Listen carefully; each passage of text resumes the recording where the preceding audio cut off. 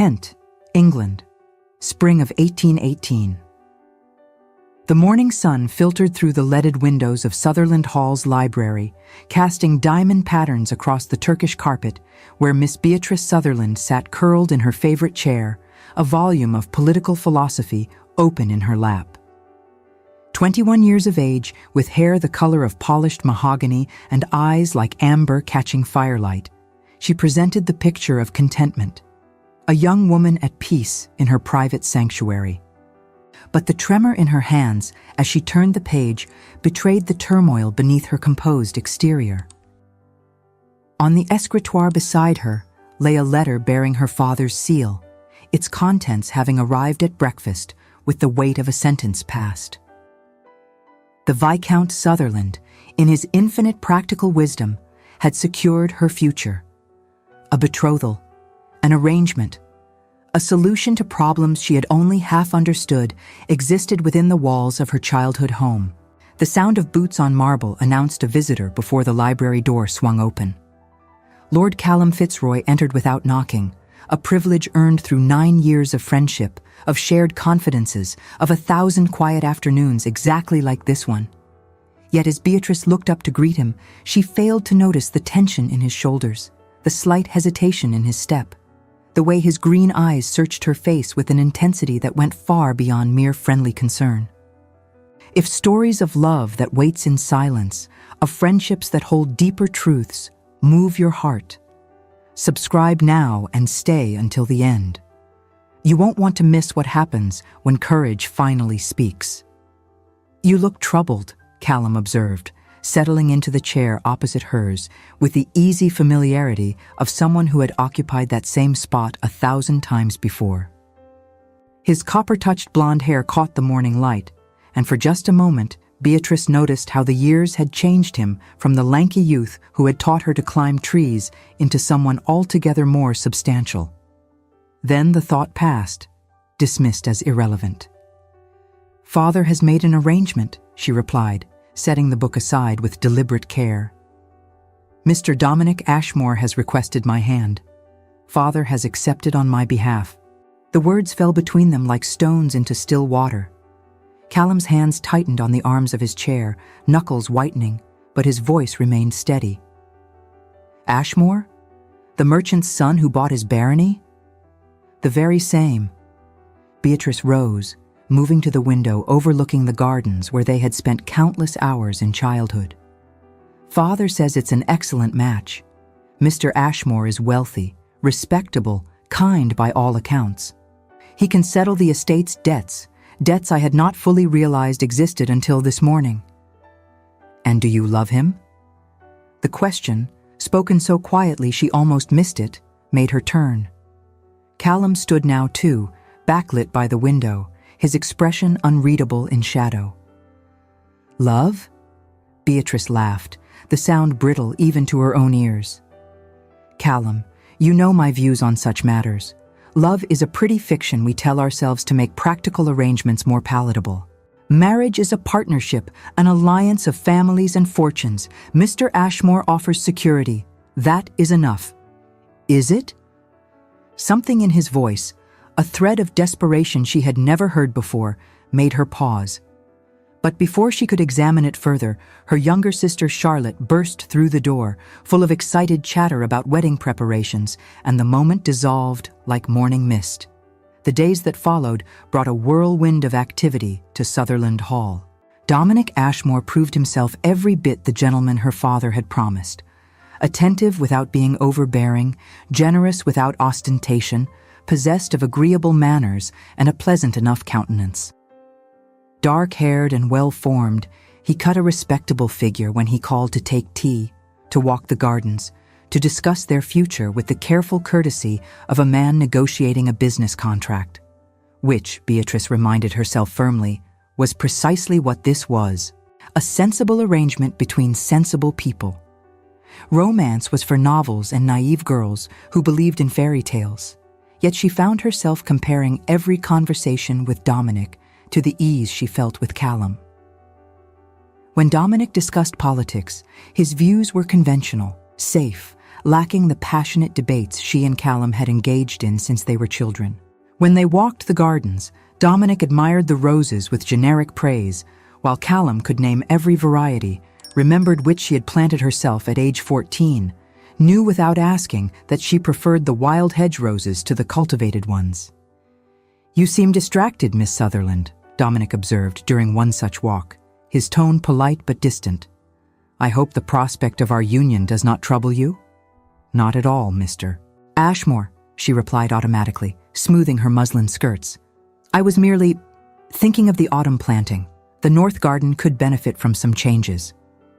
He nodded, accepting this transparent fiction with the same courtesy he applied to everything. They were, she realized with a sinking feeling, performing a pantomime for each other, both playing roles they had agreed to without either truly understanding what lay beneath the surface. Meanwhile, at Westbury Manor, Callum Fitzroy wrestled with demons of his own making. As the second son of the Marquess of Westbury, he had learned early that his path in life would be different from his brother's. William would inherit the title, the estate, the responsibilities. Callum had been given education, a modest allowance, and the freedom to make his own way in the world. He had used that freedom to remain close to home, close to Sutherland Hall, close to Beatrice. 9 years. 9 endless, agonizing years of loving her from the careful distance of friendship. He had watched her grow from a precocious girl with scraped knees and ink-stained fingers into a remarkable woman whose sharp mind and stubborn independence captivated him more with each passing day. He had been there for every triumph, every disappointment, every moment of laughter, and every instance of tears. And he had never said a word. Fear had kept him silent. Fear that speaking would destroy the precious friendship they shared, that she would look at him with pity or worse, embarrassment, and he would lose even the small place he held in her life. Better to have her friendship than nothing at all, he had told himself 1,000 times, now that cowardice would cost him everything. "You're brooding again," his brother William observed, entering the study where Callum sat staring blindly at a ledger. "It's most unlike you. Usually you're the cheerful one while I shoulder the family burdens." Beatrice is engaged. William's expression softened with immediate understanding. As children, he and Callum had been inseparable, and William had long suspected the truth his younger brother had never spoken aloud. "To Ashmore?" "Yes, I heard. The announcement will be made formally at the Meryton Assembly next week." "I should have told her." Callum's voice cracked on the words. "Years ago, I should have found the courage to tell her how I felt. Now it's too late." "Is it?" William leaned against the desk, his voice thoughtful. "She has not married him yet. An engagement can be broken." "On what grounds? That her childhood friend suddenly decided to declare feelings she has never returned? She would think me mad. Or worse, she would pity me." Callum shook his head. "No. I made my choice 9 years ago when I first realized I loved her. I chose silence. Now I must live with the consequences." "What of her family's situation? The debts that forced this arrangement?" William pressed gently. "You could appeal to our Uncle Thornbury. He has resources enough to—" "The Duke?" Callum laughed bitterly. "William, you know as well as I that our uncle barely acknowledges our existence. He considers our country concerns provincial and beneath his notice. He has never shown interest in my affairs, romantic or otherwise. Why would he involve himself now in something so sentimental? No, I cannot and will not beg for his intervention." But even as he spoke the words, a different voice whispered in his mind.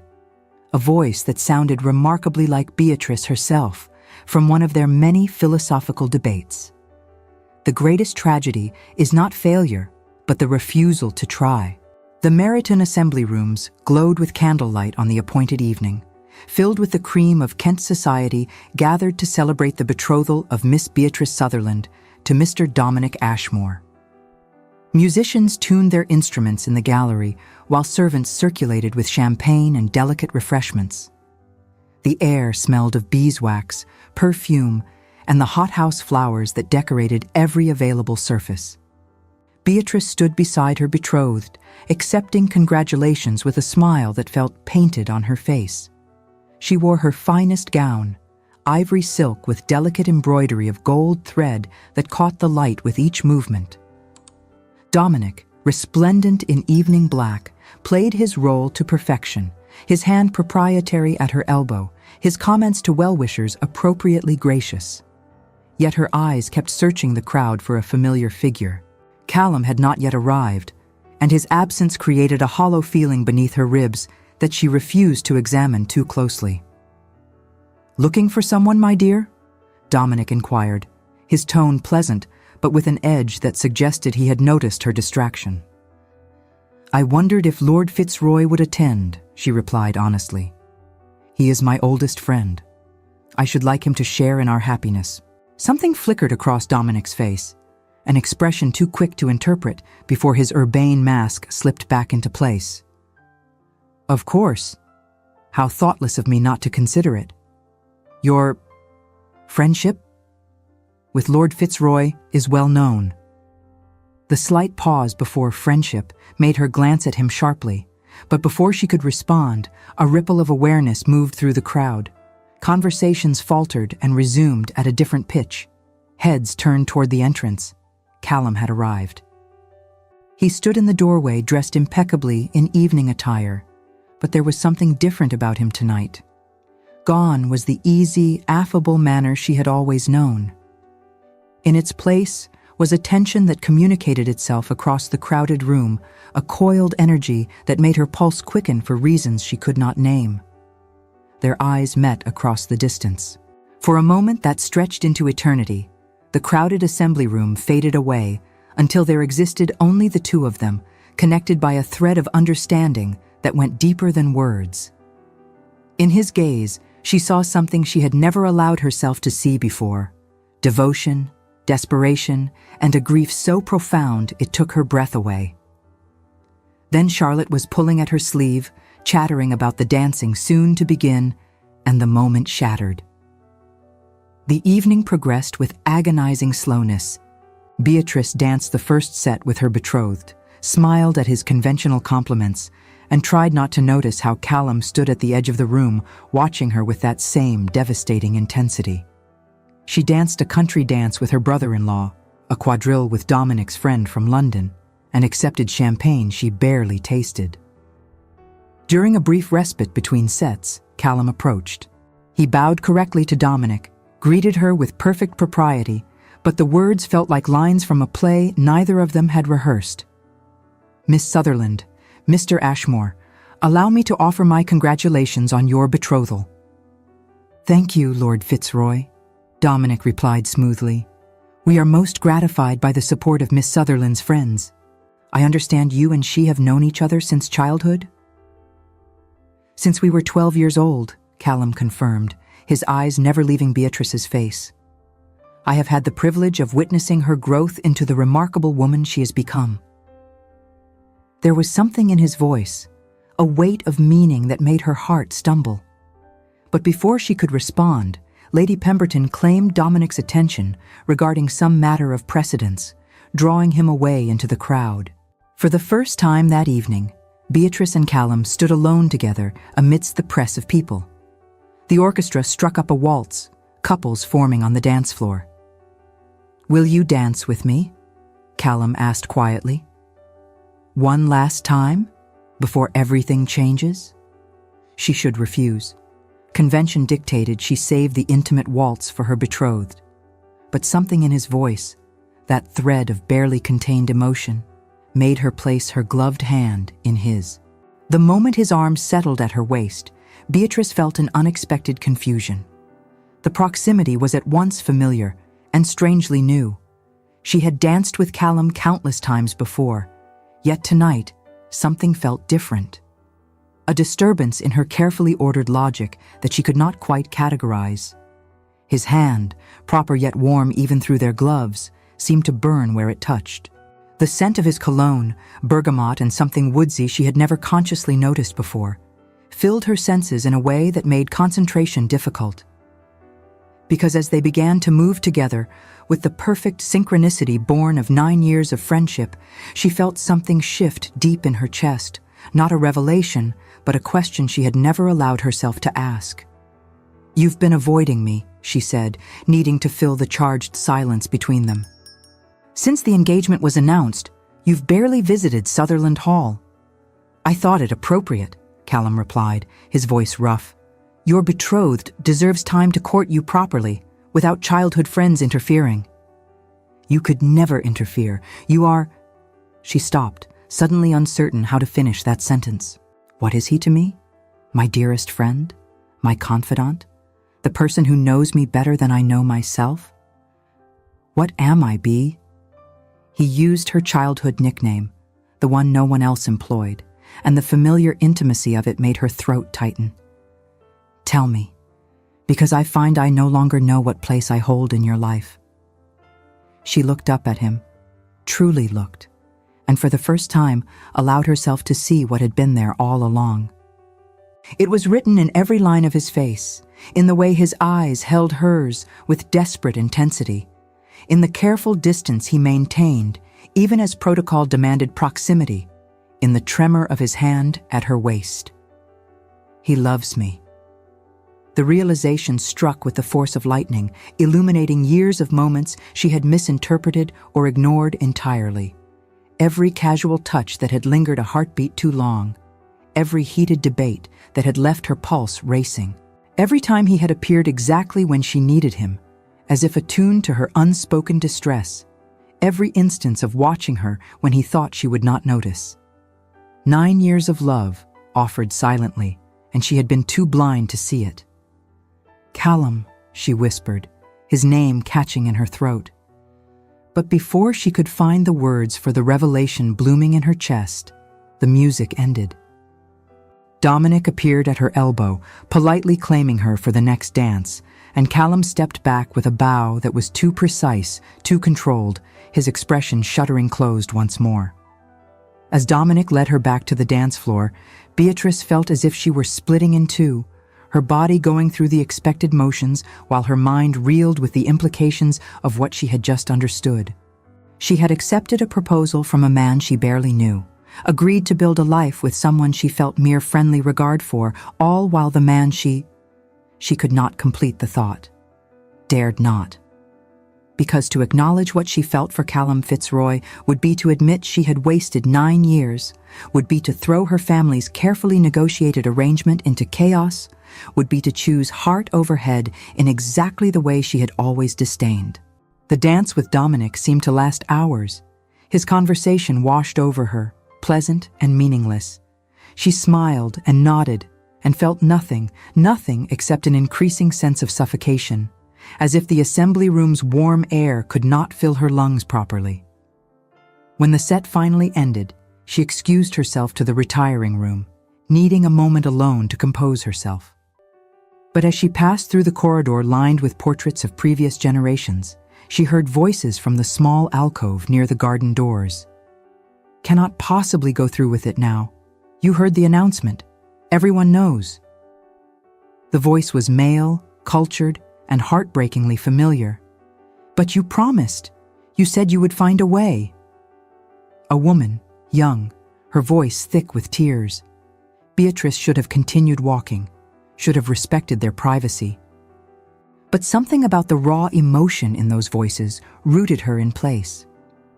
"I know what I promised, Clara," the man replied, and Beatrice's heart stuttered as she recognized Dominic Ashmore's voice. "I thought I could manage this, thought we could find a way to be together, despite society's strictures. But my family has made it clear.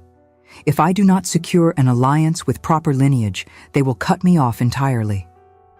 My father worked too hard to buy our place among the gentry for me to throw it away on a mere dama de compagnia," Clara finished bitterly. "A nobody. I understand, Dominic. I have always understood. You are not a nobody." The passion in his voice made Beatrice flinch. "You are everything to me. But what can I offer you without my family's support? How can I ask you to marry me when I have nothing?" "So you will marry Miss Sutherland instead." The confirmation fell, like an axe. Beatrice gripped the doorframe, her legs suddenly unsteady. "It is a practical arrangement," Dominic said, but his voice lacked conviction. "Miss Sutherland has been very clear that she does not believe in romantic love. She wants security, respectability, an alliance of interests. I can provide those things. In return, her family's connections will solidify my position in society. It is adequate for us both. And what of me? What becomes of us?" There was a long silence before Dominic spoke again, his voice dropping to barely above a whisper.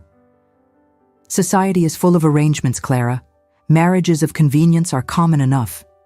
If Miss Sutherland and I reach an understanding, if she is amenable to certain accommodations, perhaps we could still find moments together, discreetly." The words hit Beatrice like a physical blow. A marriage of convenience, a pretense for society while both parties pursued their true interests elsewhere. Was that what her future held? A husband who loved another, who saw their union as mere social camouflage for continuing an illicit affair? She had advocated for practical marriages, had scorned romantic notions as childish fantasy. Now, faced with the reality of what such an arrangement meant, she felt ill. Before she could process further, footsteps approached from the opposite direction. Beatrice moved quickly away from the alcove, pressing herself into the shadows as Dominic and a young woman, Miss Clara Hartley, she realized, whom she had seen occasionally serving as companion to elderly Mrs. Pemberton, emerged and hurried separately back toward the assembly room. Beatrice stood alone in the corridor, her carefully constructed worldview crumbling around her. She had been so certain that pragmatism was wisdom, that protecting oneself from the vulnerability of emotion was strength. But watching Dominic's obvious anguish over the woman he truly loved, she understood for the first time that there were worse fates than risking one's heart. Living without love at all was infinitely worse. She did not return to the assembly room immediately, could not face the bright chatter and meaningless congratulations when her mind churned with questions she had spent years refusing to ask. Moving as if in a dream, she slipped through the garden doors into the cool spring night. The Meryton Assembly Room's gardens were modest but well kept, lit by paper lanterns strung between trees still delicate with new leaves. The sound of music and laughter faded behind her as Beatrice walked deeper into the shadowed paths, her silk slippers whispering against gravel. "Bee." She turned to find Callum emerging from the darkness, his expression stricken. Of course he had noticed her slip away. Of course he had followed. He had always followed, always been there, for 9 long years. "You should not be out here with me," she said, but her voice lacked conviction. "It is not proper. I no longer care about propriety." He stopped an arm's length away, close enough that she could see the rapid rise and fall of his chest, the tension in every line of his body. "I have cared about propriety for 9 years, Bee. About doing the right thing, the expected thing, the safe thing. And it has cost me everything. Callum, no, please." He held up a hand, and she fell silent, recognizing something desperate in his face. "I need to say this. Have needed to say it for so long, I can barely remember a time before these words lived in my throat, choking me." The paper lanterns swayed in the breeze, casting wavering shadows across his face as he struggled visibly for composure. When he spoke again, his voice was raw with emotion barely contained. "I have loved you since I was 17 years old, Beatrice Sutherland. Do you remember that summer? We were reading Rousseau in your father's library, arguing about the social contract, and you laughed at something I said. Really laughed, not the polite titter ladies are taught. And in that moment I knew I would never love anyone else. I knew it with the certainty most men reserve for matters of faith." Beatrice felt tears prick her eyes but could not speak, could not move, could only listen as 9 years of silence finally broke. Every book we discussed, every ride through the countryside, every afternoon in the garden, those were not merely friendship to me, Bee. They were torture and paradise intertwined. To be near you, to see your brilliant mind at work, to witness your kindness and your strength. It was everything. But knowing you saw me only as a friend, only as safe, dependable Callum, that was agony. Why did you never say anything? She managed, her voice breaking on the words. Because I was a coward, he replied simply. Because I feared losing even the small place I held in your life if you knew the truth. Because as the second son with no fortune to speak of, what could I offer you beyond devotion? You deserved better than a man with nothing but love to give. He took a step closer, and she could see his hands trembling at his sides, see the tears he refused to let fall. But I cannot stay silent any longer, Bea. I cannot watch you marry Ashmore, cannot stand by while you build a life with a man who sees you as a convenient arrangement rather than the extraordinary woman you are. You deserve to be loved, passionately, completely, with every fiber of someone's being. And I, God help me, I love you that way. I have always loved you that way. The words hung between them, irrevocable. The music from the assembly room swelled in the distance, a bright counterpoint to the heavy emotion of this shadowed garden. I overheard something tonight, Beatrice said quietly, needing him to understand what she had learned. Dominic and a woman named Clara. He loves her, Callum. He is marrying me despite loving another because his family demands a respectable alliance. Our engagement is a sham, a practical arrangement that serves everyone's interests except our hearts. She watched comprehension dawn across his features, followed immediately by hope so intense it hurt to witness. You cannot marry him, Callum said urgently. Not knowing this, not condemning yourself to a life of emptiness when what? When you are here offering me love instead? She heard the edge in her own voice, years of self-protection making her sharp even now. And what of the practical concerns, Callum? What of my family's debts? What of your own position? You said yourself you have no fortune. Am I to choose love over my family's welfare? Over reason and sense? Yes. The word burst from him with startling vehemence. Yes, Bea, that is exactly what I am asking. Choose love. Choose the possibility of happiness over the certainty of comfortable misery. Choose me, even though I cannot offer you wealth or status, because I can offer you something far more valuable, a love that has endured 9 years of silence and would endure a lifetime of challenges. He reached for her hands then, and she let him take them, let him draw her closer until they stood mere inches apart. His eyes held hers with an intensity that made her breath catch.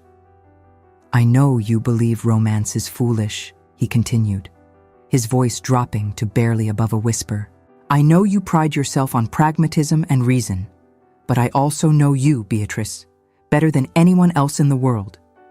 And I know that beneath all your careful logic, beneath all your defenses, you have a heart capable of tremendous feeling.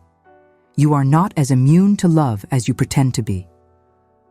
How can you possibly know that? She challenged, even as her treacherous heart pounded at his nearness.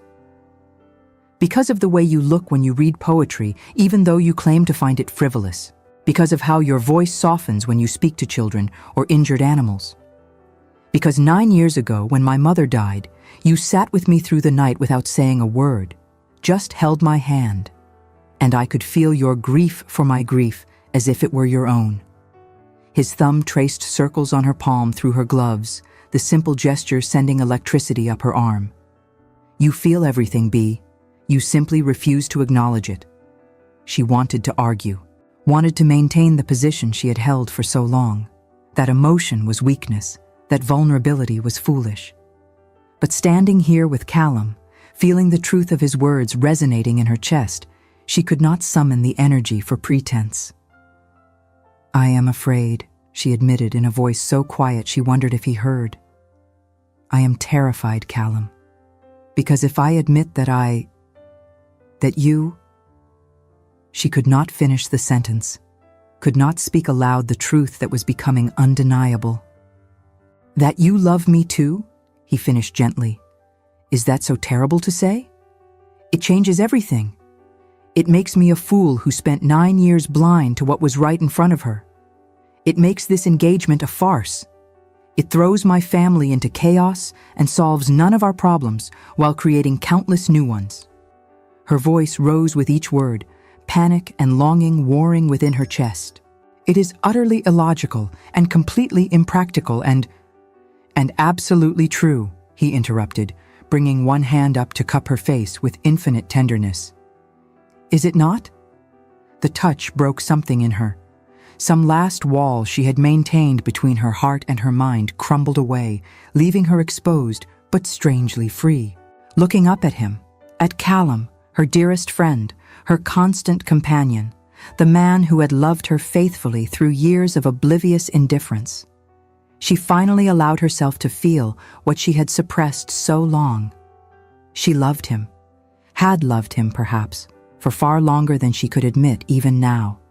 Loved the way he argued passionately about ideas that mattered, loved his quiet strength and his sharp humor, loved how he saw her, truly saw her, in a way no one else ever had. Loved him with a depth and intensity that terrified her precisely because it meant everything she had believed about herself was wrong. "It is true," she whispered. "God help me, it is true." The words barely left her lips before he was kissing her, and she was kissing him back with 9 years of repressed feeling pouring out in one devastating moment. His arms came around her, pulling her close, and she melted into his embrace with a sense of rightness so profound it felt like coming home.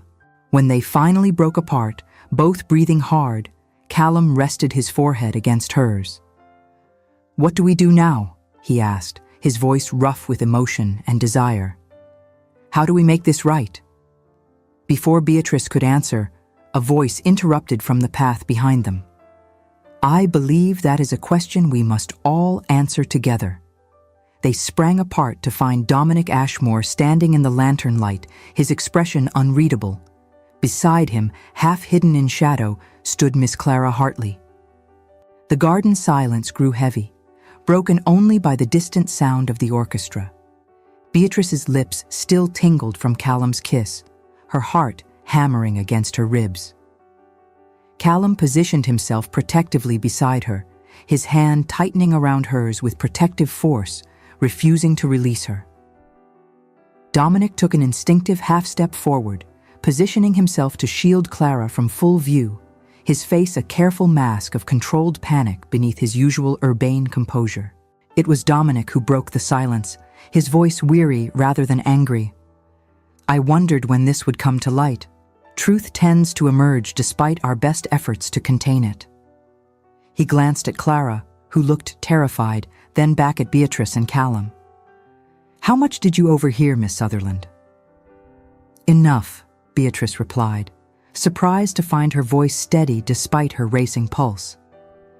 "Enough to understand that we are all trapped in arrangements that serve everyone except our hearts."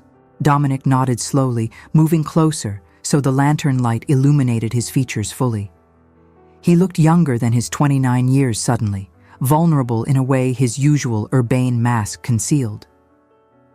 "I owe you an apology," he said directly to Beatrice. "I have been unfair to you. When your father approached mine regarding a potential alliance, I saw an opportunity to solve my family's social ambitions while maintaining other connections." He reached for Clara's hand, drawing her forward into the light. "But it was cowardly. You deserved honesty, not elaborate deception." Clara kept her eyes downcast, clearly mortified to be part of this scene. Beatrice studied her with new eyes, pretty in a quiet way, with dark hair and gentle features. Young, perhaps 20, with none of the confidence or education Beatrice had been afforded by her position. "How long have you loved each other?" Beatrice asked, surprising herself with the question. Clara looked up then, her brown eyes swimming with tears. 2 years, Miss Sutherland. I have served as companion to Mr. Ashmore's great-aunt during that time. He has been nothing but respectful and honorable, despite everything. Except in agreeing to marry me while loving another, Beatrice pointed out, though without rancor. She understood too well now how fear and practicality could lead even good people into poor choices. "For which I am truly sorry," Dominic said. "When my father purchased our barony, he made clear that my next move must be to secure an alliance with established gentry. Your family's lineage is impeccable, Miss Sutherland. And you yourself made it clear you did not seek romance in marriage. I convinced myself it could work, that we might reach an understanding, find a way to maintain appearances while pursuing separate interests." "A marriage of convenience, then," Beatrice said quietly, and Dominic flinched at the assessment spoken so plainly. "Yes, it would have been practical for us both, I thought. But I see now." He looked between her and Callum at their joined hands and the clear devotion in their faces. "That you deserve far better than comfortable pragmatism." Callum spoke for the first time since Dominic's arrival, his voice taut with barely contained emotion. "And what of Miss Hartley? What does she deserve?" "Everything I cannot give her," Dominic replied bitterly. "Love without shame, a life without hiding, a marriage recognized by society rather than merely tolerated in shadows. But my family will never accept—" "Then perhaps," Beatrice interrupted, an idea forming with sudden clarity, "the solution is not to seek your family's acceptance, but to make acceptance irrelevant." All three turned to stare at her. She stepped forward, her mind racing with the kind of strategic thinking she had always prided herself on, only now applied to matters of heart rather than head. "Mr. Ashmore, you wish to maintain your position in society while marrying the woman you love. I wish to break an engagement that should never have been made. Lord Fitzroy wishes—" She glanced at Callum, seeing her own hope reflected in his eyes. "Well, we all know what he wishes. And Miss Hartley deserves a life without shame. Surely 4 intelligent people can find a solution that serves all our interests." "What are you proposing?" Dominic asked cautiously. Beatrice took a deep breath, committing fully to the madness of what she was about to suggest. "I propose we create a different scandal, one that places the blame for our broken engagement on me rather than you, that preserves your reputation while freeing us both." She looked at each of them in turn. "Tomorrow, I will go to my father and confess that I have realized I cannot marry you, Mr. Ashmore, because my heart belongs to Lord Fitzroy. There will be talk, certainly. I will be called foolish, impractical, guided by emotion rather than reason. All the things I have spent years claiming to despise." Callum started, but she squeezed his hand to silence him. "Let me finish. The scandal will reflect poorly on me, not on Mr. Ashmore, who will have his engagement broken through no fault of his own. Indeed, he will appear the wronged party, which should earn him sympathy rather than censure. With that sympathy, if he then chooses to court and marry Miss Hartley after a suitable interval, society will be far more forgiving than if he had broken our engagement himself to pursue a dama de compagnia." She watched understanding dawn across Dominic's face, followed by cautious hope. "You would sacrifice your reputation to ease my path?" he asked incredulously. "My reputation will survive," Beatrice assured him with more confidence than she felt. "I am the daughter of a viscount with impeccable lineage. People will whisper, certainly, but I will not be ruined. Merely labeled romantic and foolish, charges I am prepared to bear if they lead to genuine happiness rather than convenient emptiness." Clara spoke up for the first time since the initial revelation, her voice hesitant but clear. "But what of your family's debts, Miss Sutherland? You said Mr. Ashmore's wealth would settle them. If you break the engagement, how will that be resolved?" It was the question Beatrice had been avoiding, the practical concern that had driven her to accept Dominic's proposal in the first place. She felt Callum tense beside her, no doubt thinking the same thing. That love, however genuine, did not pay creditors. "I do not know," she admitted honestly. "But I also know that marrying for money while both parties love elsewhere is not the answer. Surely there must be other solutions, economies to be made, assets to be sold, help to be sought from extended family." My father accepted the first offer that came, rather than exploring all options. Perhaps if I explain— Your family's debts are significant, Dominic interrupted gently. I made inquiries before approaching your father. The estate is mortgaged, investments have failed, there are loans outstanding. I do not say this to distress you, but to be honest about the scope of the problem. The words hit Beatrice like cold water, reality reasserting itself despite her hopeful plans. Even if she found the courage to choose love, how could she justify leaving her family in ruin? Her father was not a young man. Her mother's health was delicate. Her younger sisters would need dowries if they were to make respectable matches. Was her personal happiness worth condemning them all? She must have made some sound of distress, because Callum pulled her close, his arm around her shoulders. We will find a way, he said fiercely. I do not know how yet, but we will find a way. You are not alone in this, Bea. Whatever challenges we face them together. With what resources? She asked, hearing the edge of hysteria in her own voice. You said yourself you have no fortune. My family needs immediate relief, not vague promises. Perhaps I was right all along. Perhaps love is a luxury only those with independent means can afford. Do not say that. Callum turned her to face him, his hands on her shoulders, his green eyes blazing with intensity. Do not let fear make you retreat back into cynicism. There are always solutions, always possibilities we have not yet considered. Give me time to think, to speak with my brother, to what? To wave a magic wand and make everything perfect? Beatrice pulled away, panic rising in her chest.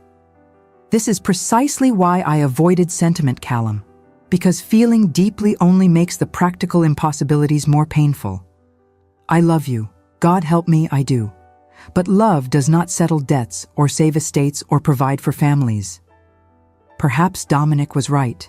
Perhaps an understanding between practical people is the kindest solution for everyone. No. The word came from an unexpected source, Clara Hartley, who stepped forward with surprising determination for someone so young and supposedly meek. Forgive me for speaking out of turn, Miss Sutherland, but I cannot remain silent. I have watched Mr. Ashmore suffer these 2 years, watched him try to be honorable while his heart was breaking. I have lived as a shadow, grateful for any crumb of attention, telling myself that hidden love was better than none at all. Her voice grew stronger, more passionate as she continued. And I can tell you from that experience, it is not enough. It is a slow kind of death, to love someone you cannot claim, to live a half-life in the margins. Do not condemn yourself to that fate, Miss Sutherland. Do not condemn any of us to it. There must be another way. The conviction in her voice, the hard-won wisdom in someone so young, made Beatrice pause. Was this what her future held if she married Dominic? Years of watching Callum from a distance, of polite encounters that concealed devastation, of slow erosion of everything that made her herself. Before anyone could respond to Clara's impassioned speech, the sound of footsteps and voices approaching from the assembly room made them all freeze. They were about to be discovered, 4 people in what would appear to be a highly compromising situation. Quickly, Dominic said urgently. Miss Hartley and I will return separately through the garden entrance. If we are not seen together, there is nothing for gossips to report. Miss Sutherland, Lord Fitzroy, you should return to the assembly. No one has yet noticed your absence, I think. We will speak further tomorrow, once we have all had time to consider our options. There was no time to argue. Clara and Dominic melted into the shadows, just as a group of young ladies emerged onto the garden path, laughing and chattering about the evening's dancers. Beatrice and Callum managed to separate to a respectable distance before being spotted, and explained their presence in the garden as seeking fresh air from the close rooms within. But as they returned to the assembly, Beatrice felt as if she were moving through a dream, or perhaps a nightmare. Around her, people laughed and danced and celebrated her engagement to a man she would not marry. Beside her, Callum maintained careful distance despite the kiss they had shared, the confessions exchanged. And somewhere in her chest, her heart pulled in two directions, toward love that seemed impossible, and toward duty that promised only emptiness. The music played on, oblivious to the drama unfolding beneath its bright notes. And Beatrice Sutherland, who had always prided herself on rational thinking, discovered that some problems could not be solved through logic alone. She did not sleep that night. Instead, she sat at her window overlooking the grounds of Sutherland Hall, watching dawn break over the gardens where she and Callum had spent countless hours of childhood. Her mind turned over every aspect of their impossible situation, seeking some solution that would honor both heart and duty. By the time her maid arrived to help her dress, Beatrice had made a decision. She would speak with her father honestly about the true state of affairs, about Dominic's divided affections, about her own feelings for Callum, about the impossibility of building a marriage on such foundations, and then she would accept whatever consequences came, whether those meant financial ruin or social scandal or both. She had accused Callum of cowardice for keeping silent 9 years. She would not be guilty of the same, but fate, it seemed, had other plans. As she descended for breakfast, she found her father's study door ajar and heard voices within, her father's measured tones, and another, less familiar, but somehow significant. She paused, not intending to eavesdrop, but arrested by her name spoken in the stranger's voice. "Understand your surprise, Lord Sutherland. I realize this is unprecedented. But after hearing the entire story from my nephew, I find I cannot in good conscience remain neutral. Your Grace, you honor us with your concern, but I confess I do not understand your interest in this matter." Her father sounded confused and slightly overwhelmed, a tone she rarely heard from him. "Then allow me to be plain," the stranger replied, and something in his voice, an echo of Callum's cadence, made Beatrice's heart leap. "I have not been an attentive uncle to my nephews. Focused on my own affairs, childless, and perhaps too absorbed in matters of state and society, I have kept them at arm's length. But last night, Callum came to me, something he has never done before, with a story that moved me profoundly." What story might that be? Of 9 years of patient devotion, of a young man who has loved your daughter with a constancy rare in this age of cynicism, of his recognition that he could not offer her the security she deserved, and his willingness to step aside and see her settled, despite it breaking his heart. A pause. And of your daughter's recent engagement to a man who, I understand, does not love her as she deserves to be loved. When Callum humbled himself to ask for my help, the first time he has ever approached me for anything, I realized I had been given an opportunity to rectify years of familial neglect. Beatrice leaned closer to the door, barely breathing. "Mr. Ashmore is a perfectly respectable gentleman," her father replied stiffly. "The engagement was made with Miss Sutherland's full knowledge and consent. But not, I think, with her heart's consent. Forgive me for speaking so plainly, Lord Sutherland, but I am too old and too wealthy to concern myself with false delicacy. Your daughter accepted Mr. Ashmore because you needed his money to save the estate. She sacrificed her happiness for her family's welfare, an admirable quality, but a tragic one when unnecessary. You presume to know my daughter's feelings, Your Grace? I presume nothing. Callum told me what he has observed, that Miss Sutherland does not look at Mr. Ashmore the way one should look at one's intended husband, that she has been quieter since the engagement, more withdrawn, that the spark of passionate debate and lively interest that characterized her has dimmed." Another pause, and most tellingly, that when Callum confessed his feelings to her last night, she confessed in return that she loved him, has always loved him, though she refused to acknowledge it even to herself. Beatrice pressed a hand to her mouth, muffling the sob that threatened to escape. Callum had gone to his uncle, had told him everything, had sought help despite the humiliation of admitting his position. Your Grace, even if all this were true, and I do not concede that it is, the fact remains that I have debts, substantial debts. My steward has made clear that without a significant infusion of capital, we may lose Sutherland Hall entirely. Mr. Ashmore's settlement would resolve these difficulties. What alternative do you propose? I propose to settle your debts myself.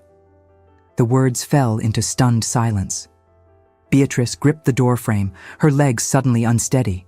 I beg your pardon? You heard me correctly, Lord Sutherland. I will clear all outstanding mortgages, satisfy all creditors, and provide a further sum to ensure the estate's continued prosperity.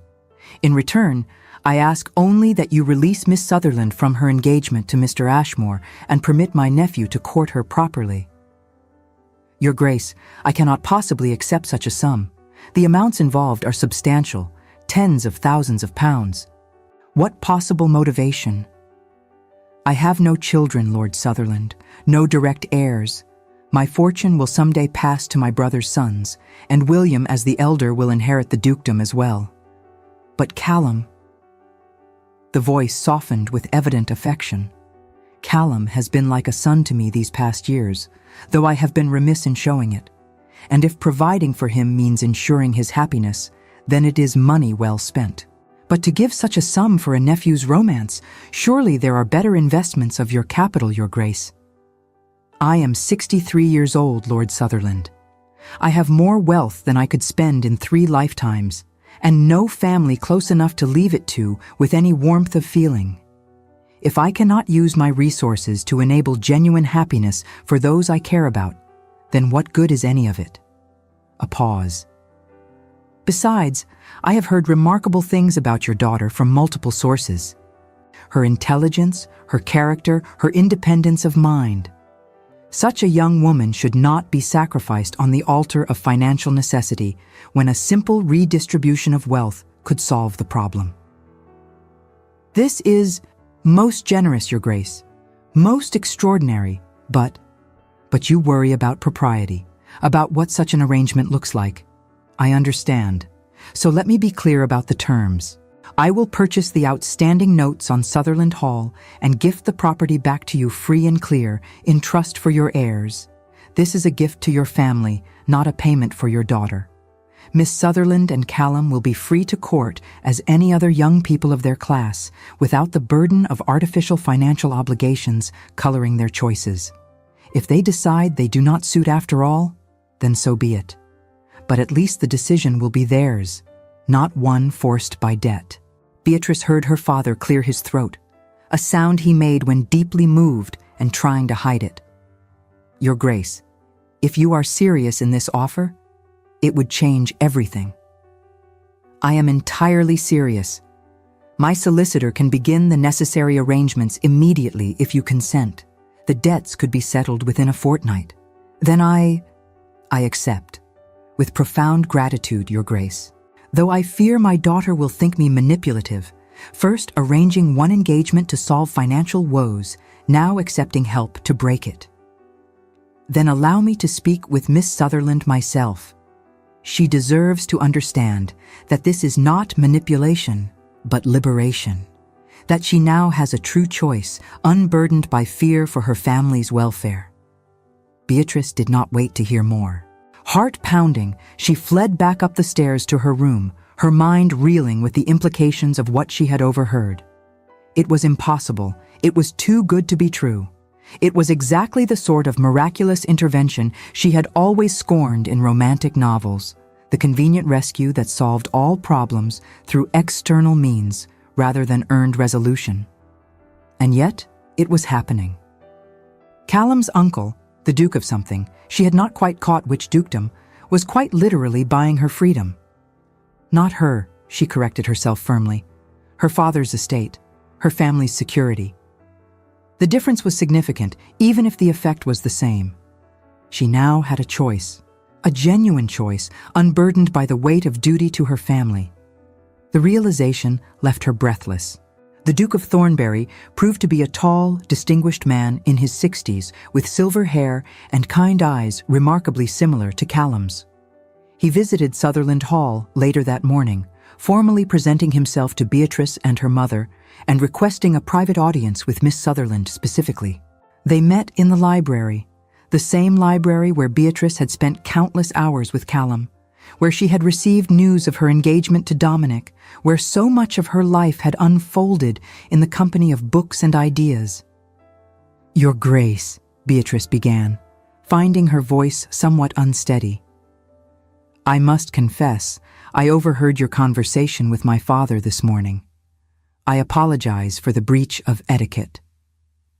No apology necessary, Miss Sutherland. In your position, I would have done the same. He settled into a chair, Callum's chair, she noted, and regarded her with shrewd but not unkind eyes. My nephew tells me you are a woman of formidable intelligence and independence. I hope that is true, because I wish to speak with you frankly about a rather delicate matter. Please do, Your Grace, and if I may, I would like to speak frankly as well. She took a steadying breath, her mind already organizing the thoughts that had kept her awake most of the night. I spent the hours since learning of your generosity, considering the nature of charity, dependence, and what it means to accept help. And I realized that what troubles me most is not the debt itself, but passivity. The Duke's eyebrows rose with interest. Go on. Sutherland Hall's difficulties stem from poor investments and outdated agricultural practices, problems that will recur even if the current debts are settled. Last night, rather than simply waiting for rescue, I reviewed my father's ledgers. She moved to retrieve papers from the escritoire, spreading them before him with confidence born of preparation. I have identified 3 tenant farms on the estate's periphery that could be sold without impacting core operations. Additionally, I have researched new crop rotation methods being employed successfully in Norfolk that could increase yields by 30%. There is also potential for a small-scale textile operation using our wool production. She met his eyes directly. What I lack is capital for implementation and time to prove the concept before creditors foreclose. I do not seek a gift, Your Grace.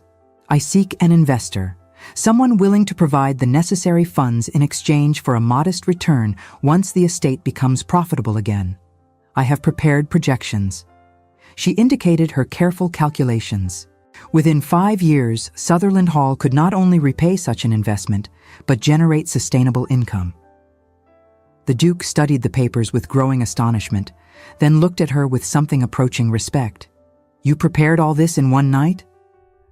Desperation breeds efficiency, Your Grace, and I am not content to be a damsel waiting for rescue. If I am to have my choice— Her voice softened. If I am to choose Callum freely, then I must also ensure that choice is not built on continued dependence. We must be partners in restoring our family's fortunes, not recipients of endless charity. A slow smile spread across the Duke's face. Callum did not exaggerate your formidable intelligence. Very well, Miss Sutherland. I will not offer you a gift, but rather a business arrangement. I shall provide the capital you require as an investment, taking a 20% stake in the estate's agricultural operations. You and Callum will manage the implementation. If your projections prove accurate, I profit modestly. If they do not, I am wealthy enough to absorb the loss. Either way, you will have earned your freedom rather than merely accepted it. Relief and gratitude flooded through her. That is more than fair, Your Grace. There is one additional condition, he added. This arrangement is between you and me, Miss Sutherland, not between your father and me. You will be the primary partner in this venture, with full authority over estate management decisions. If you are to build a life with my nephew as equals, you must begin as you mean to continue, as a woman of independent means and judgment, not as property passed between men. He paused, considering. And as for Callum, to ensure he enters this union as a partner of substance rather than as a dependent, I intend to settle upon him the Thornwick House estate, which currently stands vacant. It is a modest property, but sound, with productive lands and a comfortable manor. This will provide him with his own establishment and independent income, so that when you marry, you come together as equals in fortune as well as affection.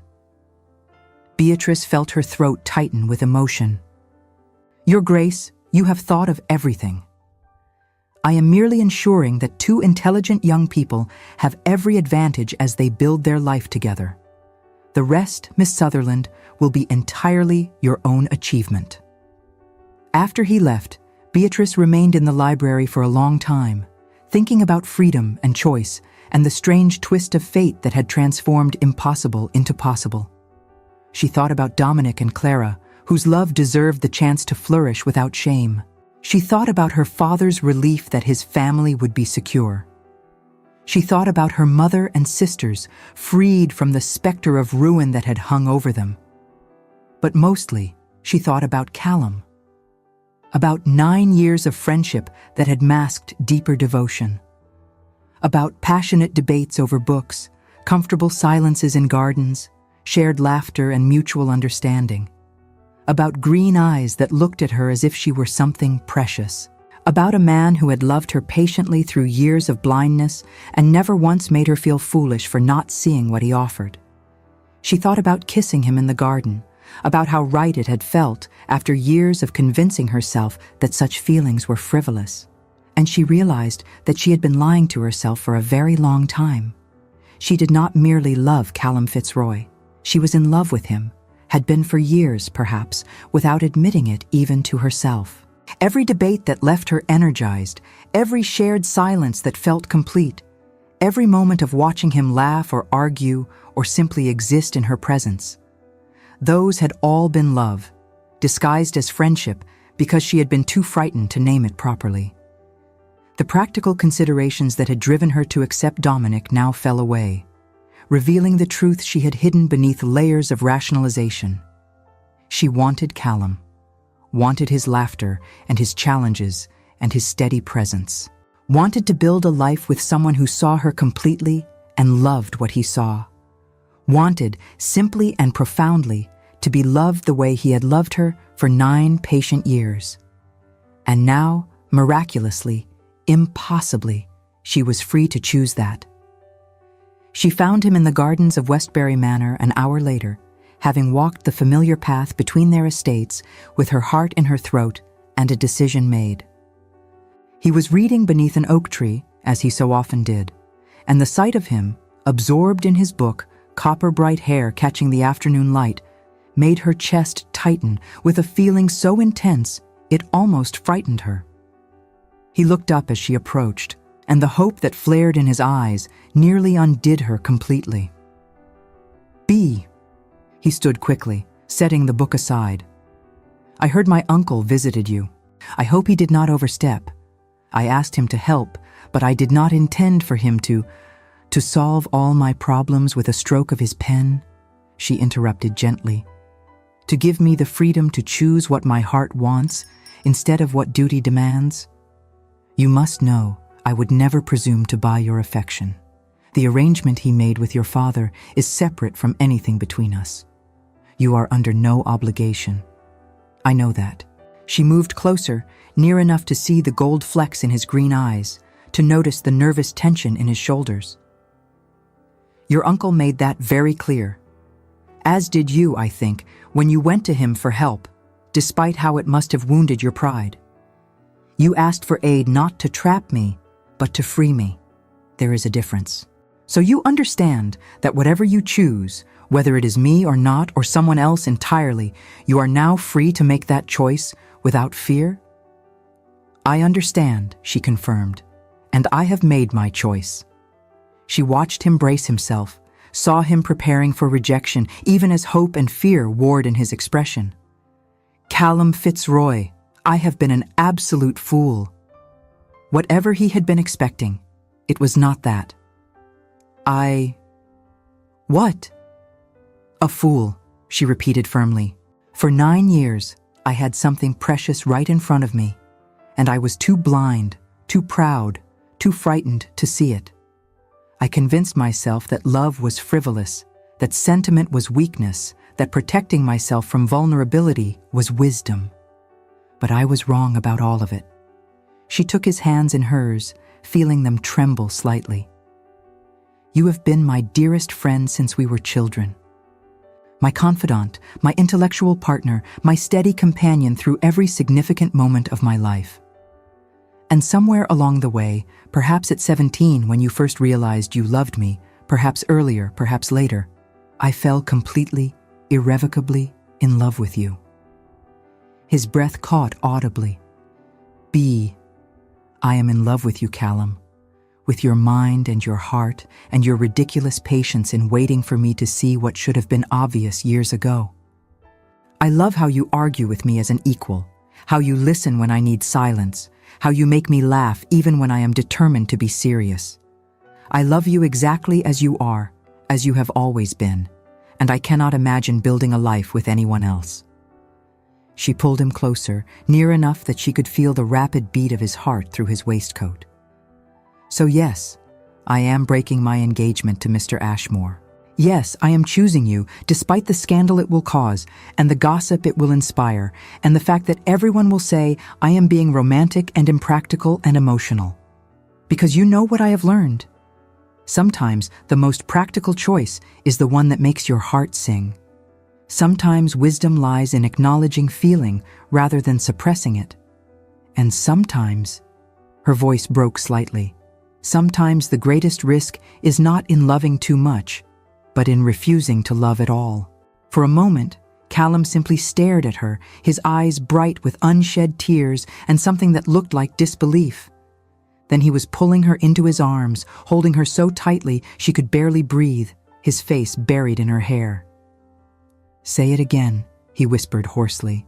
"Please, B, say it again." "I love you," she repeated against his shoulder, feeling her own tears start. "I love you. I choose you. I want you. Is that clear enough?" His answer was to kiss her, deep and thorough, and filled with 9 years of pent-up devotion. She kissed him back with equal fervor, letting herself feel everything she had suppressed, every moment of longing she had refused to acknowledge, every instance of love disguised as mere friendship. When they finally broke apart, both breathless and laughing through tears, Callum cupped her face in his hands with infinite tenderness. "I love you so much," he said simply. "Have loved you for so long, I barely remember what it felt like not to love you. And I promise you, Beatrice Sutherland, I will spend the rest of our lives making certain you never regret choosing me." "I know," she replied, meaning it completely. "Because you have already spent 9 years proving your devotion. The hard part is over, Callum. Now we just get to be happy." They stood together beneath the oak tree, wrapped in each other's arms, as the spring afternoon stretched golden around them. Somewhere nearby, birds sang. Flowers bloomed in gardens they had walked through countless times. The world continued exactly as before, and yet everything had changed entirely. Later, there would be difficult conversations, with her father about breaking the engagement, with Dominic to ensure his path forward with Clara, with society to weather the inevitable gossip. But in this moment, none of that mattered. All that mattered was the man holding her, the love finally acknowledged, and the future that stretched ahead filled with possibilities she had spent years refusing to imagine. "So," Callum said after a long, comfortable silence, "what do we do now?" Beatrice smiled against his shoulder. Now we start planning our own wedding. Though perhaps we should wait a respectable interval after breaking my engagement to Dominic." 3 months? 6? An eternity, he groaned, but his eyes were laughing. "Though I suppose after waiting 9 years, a few more months will not kill me. It will give your uncle time to gift you that estate he mentioned, Thornwick House, I believe, and us time to plan properly, to let the gossip die down, to do everything correctly." "Since when do you care about doing things correctly?" She pulled back enough to look at him, her expression turning serious. "Since I realized that this time, with you, I want to do everything right. No rushing, no scandal more than necessary, no doubts. I want everyone to see that this is real, Callum, that we are choosing each other freely and completely." The love in his eyes at those words made her breath catch all over again. "Then we will do it properly," he agreed. 6 months of courtship under society's watchful eye. Your reputation preserved as much as possible. Everything done correctly. He grinned suddenly. though I reserve the right to kiss you senseless in private as often as possible during those 6 months." "I would expect nothing less," she replied primly, then ruined the effect by pulling him down for another kiss. They had wasted 9 years already. She was not about to waste another moment of the happiness that was finally, miraculously, within reach. The scandal, when it broke, proved both more and less than expected. Beatrice formally released Dominic from their engagement, citing irreconcilable differences in expectations for marriage. Society whispered, certainly, Miss Sutherland had always been odd, too intellectual, too independent. Now she had proven herself romantic and impractical as well, breaking an advantageous match for a mere second son. But the Duke of Thornbury's subtle influence worked as promised. Within weeks, discreet revelations emerged about Dominic's attachment to Miss Clara Hartley, about his honorable refusal to proceed with a marriage when his heart was engaged elsewhere. The narrative shifted. He became the noble gentleman too principled to enter a loveless union. She, the understanding young woman who released him to pursue genuine happiness. 6 weeks after the broken engagement, Dominic formally began courting Clara. His family, faced with the reality of his determination and the social acceptance enabled by the Duke's maneuvering, grudgingly approved. They married 4 months later in a quiet ceremony that nonetheless radiated genuine joy. Callum and Beatrice attended as friends, the 4 of them united in having fought for love over convenience. As for Callum and Beatrice themselves, they courted with scrupulous propriety, walks in Hyde Park, attendance at the opera, dancing precisely 2 dances at balls.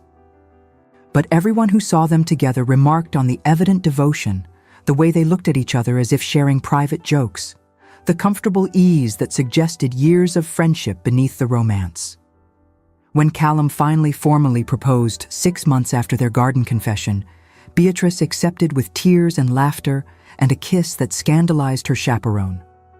They married on a brilliant autumn day at the parish church near Sutherland Hall, surrounded by family and friends who had watched their long friendship finally blossom into acknowledged love. The Duke of Thornbury stood proudly beside his nephew, having fulfilled his promise to settle Thornwick House upon Callum and to serve as partner in Beatrice's agricultural venture. But the greatest gift, Beatrice reflected as she walked down the aisle toward her best friend and soon-to-be husband, was freedom. Freedom to choose love. Freedom to acknowledge feeling. Freedom to build a life with someone who saw her completely and cherished what he saw. Callum met her at the altar with tears in his eyes and a smile that made her heart soar. When they spoke their vows, promises to love and honor and cherish, every word carried the weight of 9 years of friendship, of patient devotion finally rewarded, of 2 people who had found their way to each other despite taking the longest possible route. As the rector pronounced them husband and wife, Beatrice looked into Callum's green eyes and saw their entire future reflected back. Challenges they would face together, joys they would share, a partnership built on the strongest foundation possible, genuine love between equals who knew each other's hearts completely. "I love you," she whispered as he pulled her close for their first kiss as man and wife. "I have loved you for longer than I was willing to admit, and I will love you until my last breath." "And I you," he replied against her lips, "always and forever, my dearest bee, my friend, my partner, my love." In the pews, Dominic sat beside Clara, their own wedding set for the following month. 4 people who had all found the courage to choose love over convenience, to risk scandal for genuine happiness, to believe that the human heart was worth more than social position or financial security. As Beatrice and Callum walked back down the aisle hand in hand, married at last, she thought of her younger self, the girl who had believed love was frivolous, who had armored herself with logic and pragmatism, who had nearly let the greatest gift of her life slip away unnoticed. How wrong she had been. How beautifully, wonderfully wrong. True wisdom, she had learned, was not in protecting yourself from feeling. It was in having the courage to feel deeply, to love fully, to trust that some things, some people, were worth any risk. And Callum Fitzroy, her dearest friend, her patient love, her husband, had been worth waiting 9 years to see clearly. Dear listener, perhaps you know what it feels like to be afraid of your own heart, to build walls of logic and reason around feelings that frighten you with their intensity, to look at love and call it impractical, to see devotion and dismiss it as sentiment. Beatrice spent 9 years protecting herself from vulnerability, only to discover that the greatest risk was not in loving too deeply, but in refusing to love at all. Sometimes the person who will change your life forever has been standing beside you all along, waiting patiently for you to see what they offered. In your own life, there may be love you have not acknowledged, friendship that holds deeper truth, connections you have convinced yourself mean less than they do. Perhaps tonight is the moment to let down your guard, to admit that feeling deeply is not weakness, but profound courage, to recognize that the most practical choice is sometimes the one that makes your heart sing. You are worthy of being loved with patience and devotion. You deserve someone who sees you completely and cherishes what they see. And if fear has kept you from acknowledging feelings that matter, know that it is never too late to choose differently, to choose love, to choose courage, to choose the happiness that waits when you finally open your eyes. Thank you for staying with us through Beatrice and Callum's journey. If this story of patient love and hard-won happiness touched your heart, please like, subscribe, and share with someone who needs to hear it. Your support helps us continue creating tales of courage, redemption, and love that endures. Until our next story, may you have the wisdom to recognize love when it stands before you.